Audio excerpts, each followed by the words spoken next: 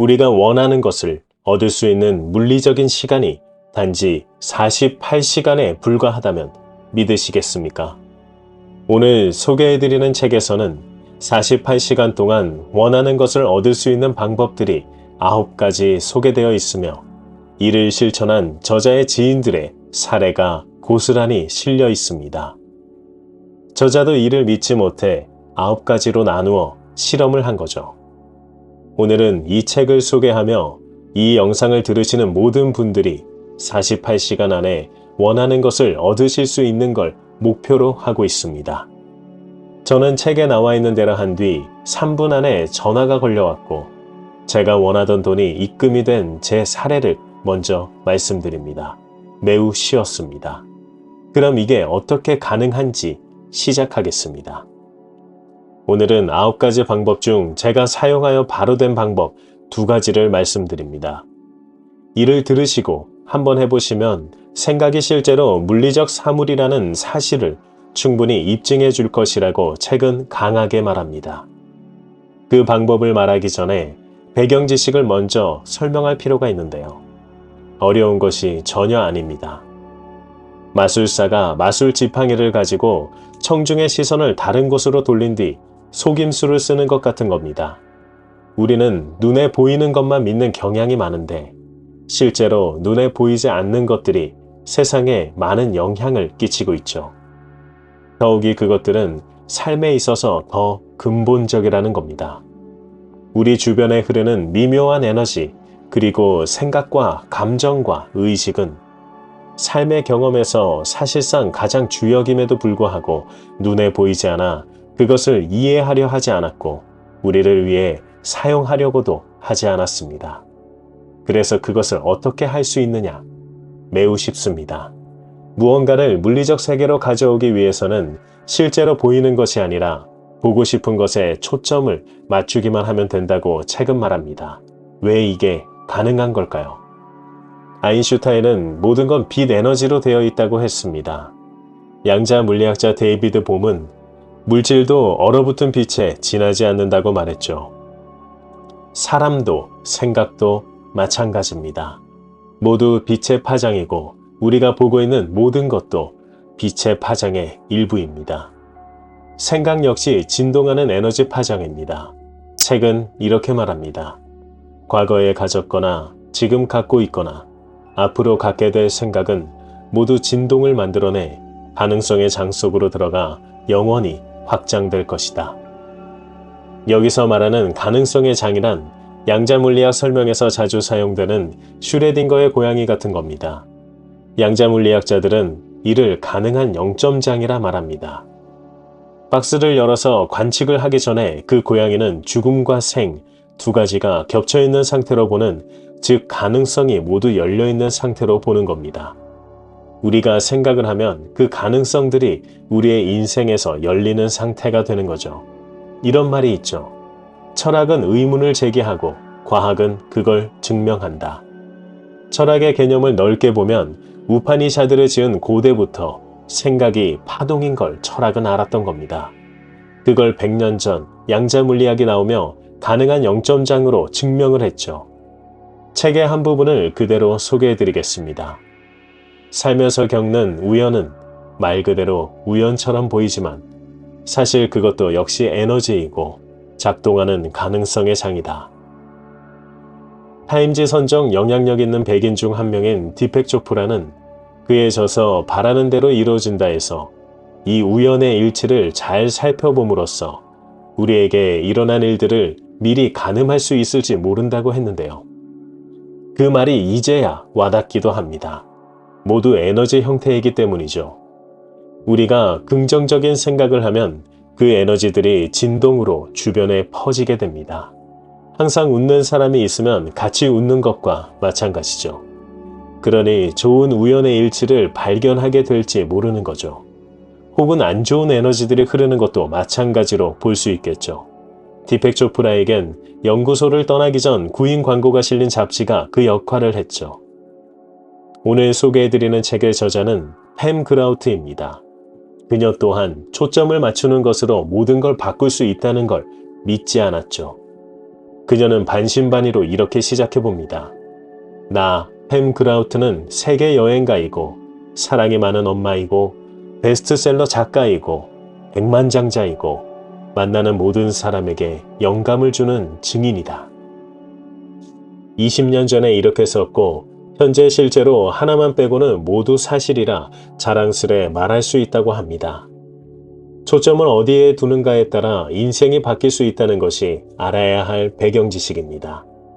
양자 물리학자 프레드 앨런 룰프는 다음과 같이 말합니다. 한마디로 요약할 수 있다. 우주는 그 우주를 인식하는 자가 없다면 존재하지 않는다.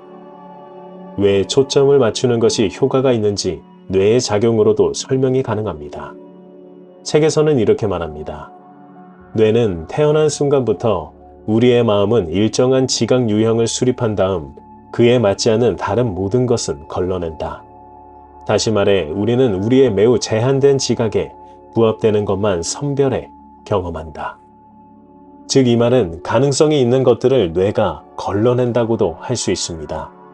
뇌는 생존에 특화되어 있는데 우리가 어떤 지식을 배울 때도 주제가 하나가 아닌 여러 개가 되면 머릿속에 잘 들어오지 않죠? 그건 뇌가 칼로리를 많이 소모하는 것을 꺼려하기 때문입니다. 뇌는 최소의 칼로리를 소모하여 생존하는 데 특화되어 있기 때문이죠. 하버드 대학의 신경학자 존 몬셀은 이렇게 말합니다. 사람들은 실제로 있는 것을 본다고 생각하지만 사실 그렇지 않다. 우리가 초점을 맞춘 것은 뇌 안에서 신경망을 조직하여 빠르게 결과에 도달하도록 고속도로를 깔아놓는다고 상상하면 쉬운데요. 그럼 우리가 원하는 방향으로도 고속도로를 깔아놓을 수 있다는 이야기가 되죠. 당신도 초자연적이 될 수 있다의 저자이자 뇌과학자인 조 디스펜자도 이 점을 강조하고 있습니다. 즉 과거의 경험에 의존하지 말고 새롭게 뇌신경을 만들라는 거죠. 뇌의 작용에 대해 실제로 고양이를 가지고 실험을 했죠. 갓 태어난 새끼 고양이의 눈을 가린 채로 생활하게 한 뒤 눈가리개를 치웠습니다. 고양이는 어떻게 됐을까요? 시신경이 멀쩡한데도 불구하고 앞을 보지 못하게 되었습니다. 이렇게 뇌는 경험에 의해 받아들이는 정보가 다릅니다. 오늘 소개해드리는 책의 저자인 팸 그라우트는 책의 목적을 정확히 말해주는데요. 이 책의 목적은 미혹에 갇힌 당신을 해방시키고 사실이라 믿었던 조작된 보도자료를 버리도록 만드는 것이다. 자, 이제 초점을 맞추는 배경 지식을 알게 되었으니 저자가 말한 해방을 얻으러 가보겠습니다. 저자는 본인에게 스스로 이 방법들을 실험하고 실제로 되는 것을 발견, 그것에 대해 책을 썼습니다. 저자는 프리랜서 작가로 전업해야 할지 결정하지 못해 본인에게 스스로 물어보는 시간을 가집니다. 그러면서 이 가능성의 장이 실제인지 실험을 해보기 시작하죠. 나는 지금 회사에서 일하는 것이 좋아. 하지만 난 정식 프리랜서 작가가 꿈이야. 내 이야기를 쓰고 거기에 열정을 불사르고 싶어. 어떻게 생각해? 이미 직장을 다니면서 프리랜서 일도 많이 하고 있었는데도 저자는 완전하고 확실한 신호를 원해. 이렇게 말합니다. 나는 우연으로 치부할 수 없는 신호가 필요해. 무작정 기다릴 수는 없어. 구체적인 마감 시간을 요구할 거야. 24시간 내에 알아야겠어. 다음날 그녀는 좋아하던 회사에서 해고를 당하게 됩니다. 저와 같죠?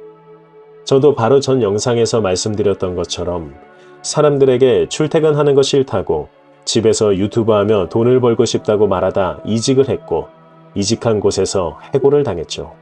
그리고 유튜브를 하고 있습니다. 저자 또한 해고를 당하고 프리랜서 작가 일 벌이가 시원치 않아서 다시 이력서를 씁니다. 예전 직장보다 연봉이 더 높게 제의를 받게 되죠. 이번엔 정말 프리랜서 직업을 그만둘 각오가 되어 있는지에 대해 스스로에게 묻고 분명한 신호를 요구하였습니다. 이번에도 24시간을요. 바로 다음날 아침 대형 잡지사에서 전화가 왔고 큰 건을 얻게 됩니다. 그녀는 이를 완벽한 신호로 받아들이고 합격한 회사에는 고맙습니다만 사양하겠다며 전하고 그 길로 프리랜서 작가가 됩니다. 저는 이 글을 읽고 똑같이 해봤죠. 사실 방법을 책의 뒤에 말해주는데 거기선 48시간으로 되어 있습니다. 그래서 저도 똑같이 했습니다. 저도 실험을 해본 거죠. 나는 1,000만 원이 더 필요해. 내가 지금까지 너에게 요구한 것 외에 추가 건이야. 내가 그것을 충분히 벌 수 있을지 48시간을 줄게. 나에게 완벽한 신호를 줘. 그렇게 눈을 감고 계속 되뇌었는데 3분 뒤 갑자기 전화가 왔습니다. 제가 휴대폰을 바꾸면서 옮기는 게 잘못돼 연락처 몇십 개가 날아갔는데요. 모르는 전화는 안 받지만 그게 혹시 신호일지 몰라 받게 됩니다. 받으니 제가 모르는 회사 이름을 대며 저를 찾고 있었어요. 저는 찾는 사람이 저는 맞지만 말씀하시는 회사를 모르겠다. 기억이 나게 좀 해달라고 요청합니다. 그분은 잠시 생각하더니 금방 다시 전화 주겠다고 했죠. 그 뒤로 5분이 흐르고 평소 알고 지낸 대표님이 전화해서 본인 직원이라 합니다. 그리고 돈을 보냈다고 말해줍니다. 저는 감사하다고 말하고 전화를 끊으며 너무 당황했습니다. 이게 이렇게 빨리 된다고? 물론 그 돈은 예정되어 있던 겁니다. 그러나 9월로 보고 있던 건데요. 저는 이것이 진짜 신호일까? 하고 아직도 반신반의했죠. 그런 뒤 메일을 확인하는데 광고 제한 메일이 들어와 있습니다. 당연히 수락했죠. 그리고 혹시나 하는 마음에 유튜브 조회수를 검토하는데 60분 조회수가 평균보다 올라 있었습니다. 그리고 마인드무비 신청도 그날 평소보다 많이 들어왔죠. 여러분이 보시기엔 어떠신가요? 이게 정말 신호를 보낸 걸까요? 아니면 정말 우연의 일치일까요? 만약 우연의 일치라면 에너지의 파동에 의한 것이니 결국 맞다고 볼 수 있을까요? 저는 이것이 신호라고 보았을 때 제 안에서 느끼는 희열이 그날 하루 감당이 안 될 정도로 좋은 날이었습니다. 마치 모든 걸 가질 수 있다는 확신이 더 들기도 했죠. 그날 하루 종일 감사를 외쳤죠. 이런 일들이 여러분에게도 분명히 일어날 수 있습니다. 매번 자기계발 책에서 믿어라, 믿으면 뭐든 된다고 했지만 이렇게 입증을 해준 책은 저에겐 처음이었죠. 그리고 이 콘텐츠를 작성하고 있는 2024년 8월 2일 오후 4시 33분 지인의 소개로 인해 제가 원한 금액보다 더 많은 금액을 벌 수 있는 기회가 왔습니다. 정말 너무 신기하네요. 오늘 소개해드리는 책에 나온 실험 방법을 직접 해보시길 강력하게 제안드리면서 저자가 말한 방법과 사례를 소개해드릴게요. 첫 번째 실험은 가능성에 장애되고 지금 당장이 아니면 기회가 없다는 사실을 알리는 겁니다. 48시간을 주고 흔히 받을 수 없는 선물을 보내달라고 요구하면 됩니다. 대단히 쉽죠? 이때 분명하게 정의된 요구와 구체적인 시한만 제시합니다. 실험을 시작할 시간을 선택하는데 보통 지금이 가장 좋습니다. 날짜와 시간을 적어주세요. 가능성의 장에 그 존재를 알리고 요청하세요. 축복을 내려달라고 하세요. 그리고는 주변에서 일어나는 일들을 관찰해보세요. 이게 전부입니다. 초점을 본인이 요청한 것에 정확히 맞추어 두고 주변에서 일어나는 모든 일을 거기에 맞춰서 바라보라는 거죠. 만약 이게 되지 않는다면 책은 깔끔하게 포기하고 다음 요청을 빠르게 하라고 합니다. 저자의 친구 웬디도 이 실험을 하는데요. 그녀의 상사가 대뜸 불러 그녀의 시급을 올려주기도 하고 평생 연락 않던 친척이 나타나 이사를 할 때 도와줬다고 합니다. 또 다른 친구 에릭은 타오호로 가는 공짜 스키 여행권이 생기기도 합니다. 저자는 이를 실험할 때 종이에 이렇게 적는 것을 추천합니다. 만약 축복을 요구하는 것이 불안하면 불안한 대로, 본인이 이기적이라 생각되면 그렇게 생각되는 대로, 무작정 뭔가 좋은 것을 요구하는 것이 적절한 행동인지 궁금하다면 궁금한 대로 그 기분을 적어보라고 합니다. 그럼 거기서 또 발견할 수 있는 것이 분명 있다고 하는데요. 단지 48시간일 뿐이니 100일 동안 쓰는 것도 아니고 축복만 비는 겁니다. 안 해볼 이유는 없겠죠. 이렇게 했는데 만약 주변에 일어나는 일들에서 그 어떤 신호도 못 느꼈다면 깔끔하게 단념하고 다른 요청을 하라고 합니다. 두 번째 방법은 첫 번째 방법과 유사해 보이기도 합니다. 앞으로 48시간 동안 무언가를 찾는 것을 하는 겁니다. 나는 작정한다. 나는 내일 베이지색 차를 찾을 것이다. 이렇게 간단한 내용을 말이죠.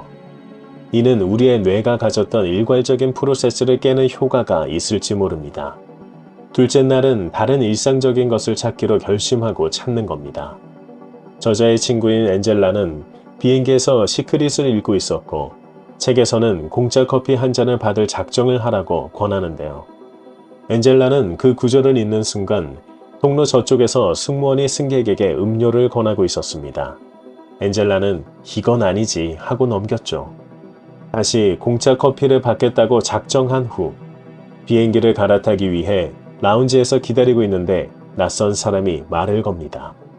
제가 탈 비행기가 곧 출발한대요. 이건 가지고 들어갈 수 없고 입도 되지 않은 건데 드시겠어요? 방금 뽑은 스타벅스 라떼였습니다. 저는 이 방법에 대해 이렇게 생각이 들었습니다. 우리가 원하는 것은 당연히 큰 의도를 가진 어떤 무엇입니다. 그 의도가 현실로 만들어지길 희망하죠. 그런데 그 큰 의도를 현실로 만들기 전에 작은 의도들을 실현시키는 연습을 하는 거라면 어떨까요? 베이지색을 찾는다고 작정하고 눈을 감고 뜨면 3초 안에 찾을 수 있습니다. 이것도 뇌의 작용이죠. 그 정보를 받아들여 이미 탐색을 시작했기 때문입니다. 어떤 책은 무의식이라고도 하죠. 뭐가 됐든 큰 의도가 실현되기 위해 작은 의도들을 연습하는 것으로 생각해서 하나씩 쌓아간다면 분명 우리가 원한 그 큰 의도를 현실화시킬 수 있을지 모릅니다. 이 책은 정확한 방법을 제시하고 그에 맞는 지인들의 사례를 적절히 추가하여 읽는데 점점 빠져들게 되는 책입니다.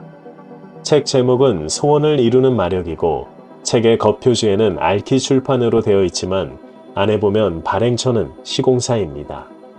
2014년 2월 20일에 발행되었고 22년 7월 8일까지 10쇄가 인쇄된 책입니다.